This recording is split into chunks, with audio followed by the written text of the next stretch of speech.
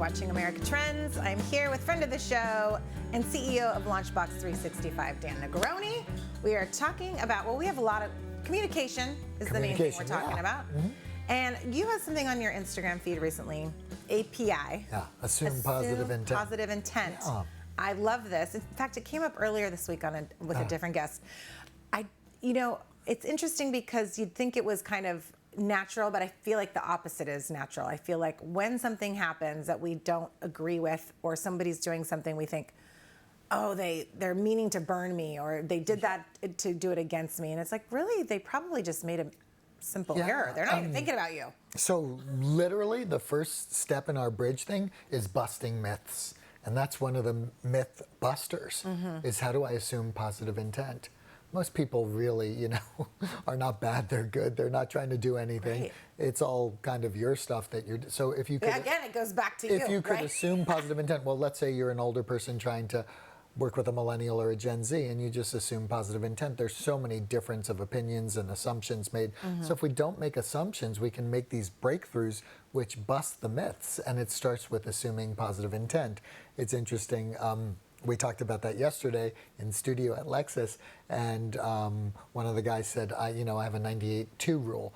98% of the time I assume positive intent, and the other 2% I'm just trying to remind myself to assume positive intent.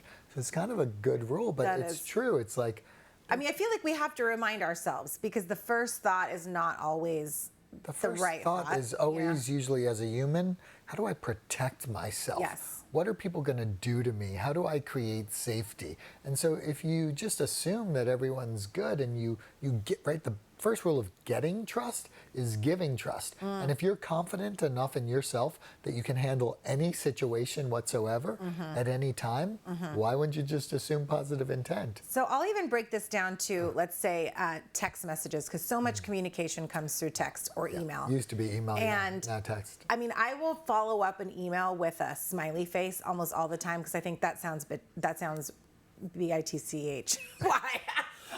Because I want the person to know I'm not trying to sound rude. I'm just trying to get my point across really quickly. But a lot of times the way we read things is with an intonation that we're putting on there. Oh, well, you can't. There's no intonation in text. Right. So someone taught me years ago, I think it was in 2002, human, business, human. Start with human, go to business, end with human. And even, hi, how are you?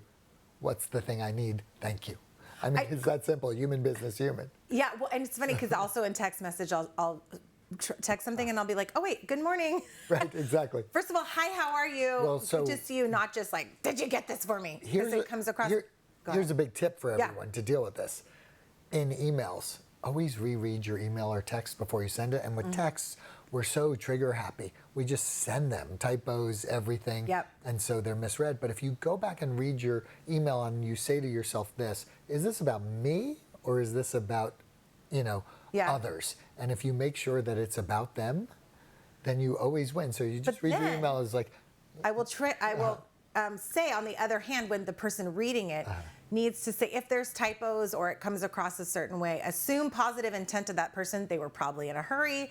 They didn't mean to be rude to me. My God, I got They're blasted. just in a hurry, right? I got blasted so bad once when I just I don't know, I must have been half asleep sending a LinkedIn thing to someone reaching out, and he's like, are you kidding me? Like, I would never talk to you. Do you see how many typos are in those things? And I felt so bad, and I was like, oh, man, I'm sorry. Right. I sent something to a client one time, and I was really in a hurry. Yeah. And then it came back to me, and somebody said, do you say how rude this sounded? And I said, that client knows me as a person. I didn't mean it to sound that way. So it's very interesting when you get with text and communication. Yeah, there's a tip there. And I think the tip is you really have to be intentional in your communication. You can't, you gotta be intentional. Push the pause button before you send. Yeah. How about that? You got your Don't send that text or email. But also, if you're on the receiving end of it, assume positive intent. The person didn't mean to be. Grow up. What can I say?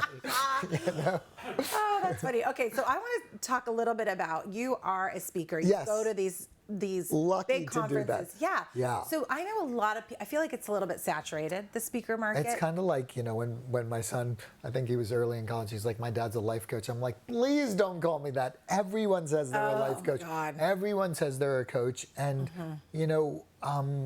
there's not a lot of accreditation in speaking or in coaching. Everyone has their perspective, just like Instagram. Anyone can do anything, which is the beauty and the opportunity and kind of the big challenge with There's it. a mark and a pro and con column And here. so speaking completely changed, as you know, after the pandemic.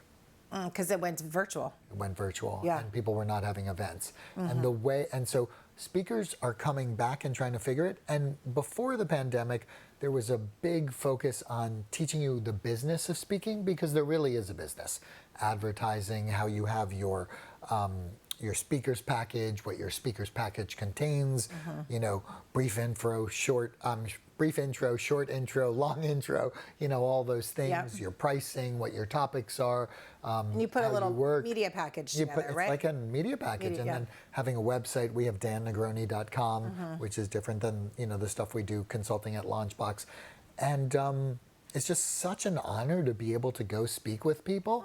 And so, it is kind of stinky that some of the people are not great and everyone is now an expert, but it's also, it'll figure it out. And those people that motivate and make a difference for people, they'll always shine. They'll shine. And what are some of your tips that you would say to somebody starting out? Where would they go to even learn about all this stuff? I would say you must figure, so I'm going to tell you a secret. I don't think I've even said this out loud, and here I am on TV saying it.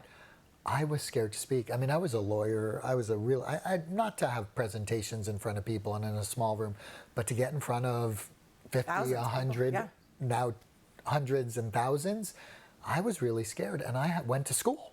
I went to school to learn how to be a speaker. And so there are lots of great people that have speaker programs and teach you how to speak and where to move on the stage and how to talk to the camera, how to hug someone. There's what so stresses many me out things. is trying to run a PowerPoint. The people clicker. that clicker stresses me out. I can't even how do to that. use the clicker, how to go back, and how to really understand that they don't really know what you're going to say, so there are no mistakes up there. Right. Right, and so you have to understand that it's again about that confidence thing and that trust in yourself.